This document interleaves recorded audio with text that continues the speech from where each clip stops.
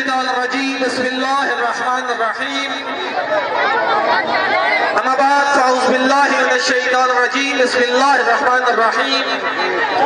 إن الدين عند الله الإسلام صلوات بر محمد وآل محمد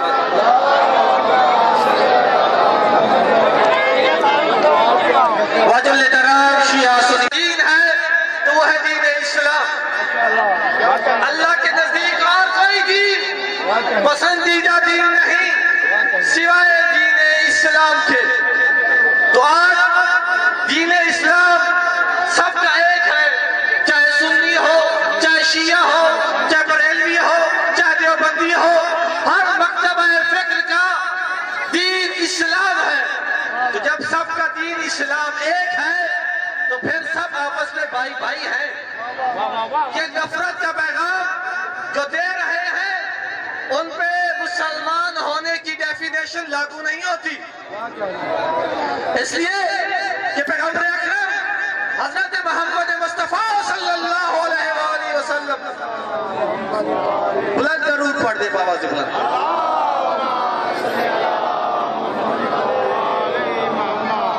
وہ ارشاد فرما رہے ہیں کہ مسلمان وہ ہے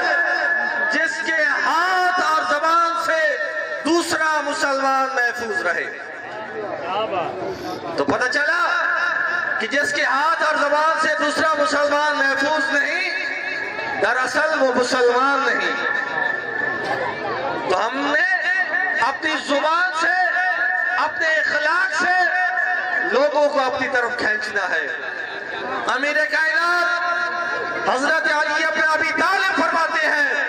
اخلاق کی کوئی قیمت نہیں لیکن اس سے پوری دنیا خریدی جا سکتی ہے کچھ شہرت پرست ہے تو شہرت والوں کے دروازے پہ جھکتے ہیں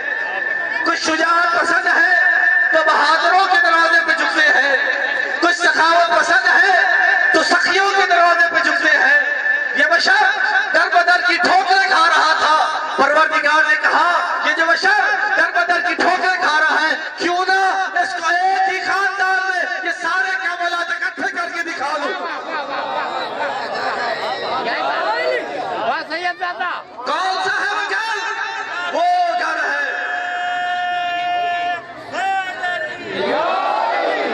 وہ گھر اہل بیت رسول کا گھر ہے یہ اگر حسن والے دیکھنے ہیں تو ان سے ہنسی اور جہاں میں کوئی نہیں ہے یہ وہ گھر ہے جس گھر کے سامنے حسن کے فقیروں میں سب سے بڑے فقیر کا نام ہے یوسف ہائے ہائے توجہ نہیں کیا آپ نے حضرت یوسف کہاں سے حسن مانگ رہے ہیں دروازہ اہل بیت سے وہ واقعہ آپ کو یاد ہوگا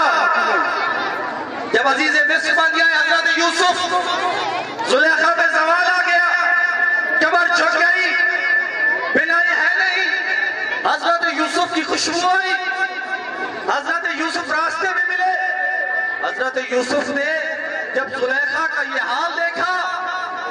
تو کہا زلیخا یہ تو نے کیا اپنا حال بنا لیا ہے تو زلیخا نے جواب دیا لے وجہے کا یا یوسف یوسف تیرے چہرے کے حسن نے میرا یہ حال کر دیا ہے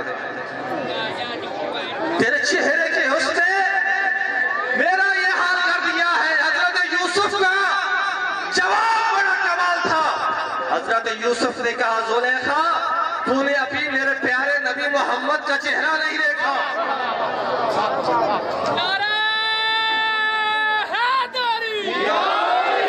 تو نے ابھی ان کے چہرہ نہیں دیکھا یہی جملے حضرت یوسف کی زبان سے نکلے زلیخا نے کہا قد صدقت یا یوسف یوسف تم نے بالکل ٹھیک کہا حضرت یوسف نے کہا زلیخا تو نے محمد مصطفیٰ کو دیکھا نہیں کیسے کہہ رہی ہو کہ میں نے ٹھیک کہا کہ تم نے ان کا نام لیا ہے ان کے نام میں ایسی تاثیر ہے کہ ان کی محبت میرے دل میں قائم ہو گئی ہے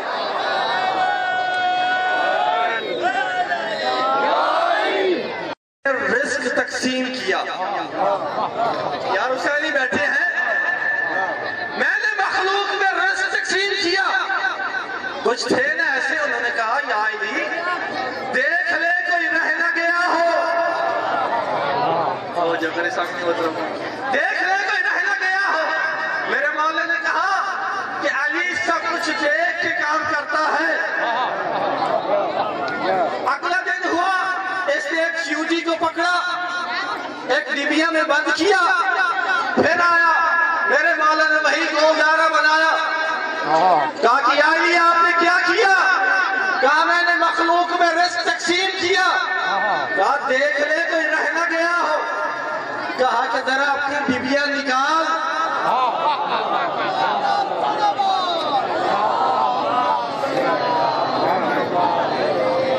اپنی ڈبیا نکال۔ اب جو اس نے ڈبیا کھولی تو اس میں چیونٹی ہے، اس کے منہ میں ایک چاول کا بڑا دانہ ہے۔ اس نے کہا کہ یا علی یہ کیا؟ یہ چاول کا اتنا بڑا دانہ، یہ تو اس کے پورے سال کی خوراک ہے۔ کہا کہ یہ میری محبت میں ایک دن قائم جو ہوئی تھی۔ بات صحیح ہے صاحب، کیا چاہتا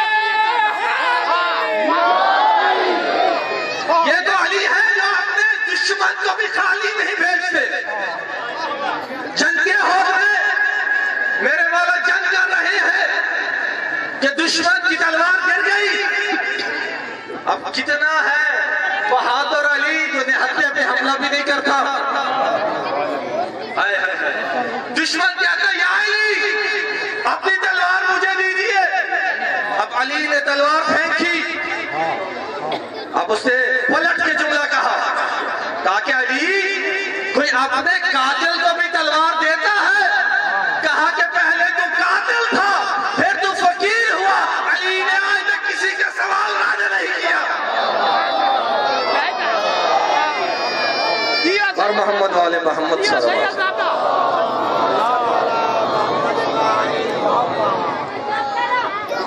آخر میں تمام گاؤں والوں کا مشکور ہوں کہ انہوں نے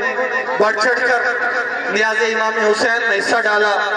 اور میں تمام برادران اہل سنت کا مشکور ہوں کہ انہوں نے بالکل صحیح اہل سنت ہونے کا ثبوت دیا، اور ہمارے ساتھ ہر مجلس میں، ہر جلوس میں، ہر لنگر میں، ہر نیاز میں اپنا حصہ ڈالتے رہے۔ خداوند متعال سے دعا ہے کہ خدا ہمارے اس گاؤں کو اسی طرح امن کا گہوارہ بنائے، اور یہ شیعہ سنی اتحاد تا قیامت آباد و شاد رہے۔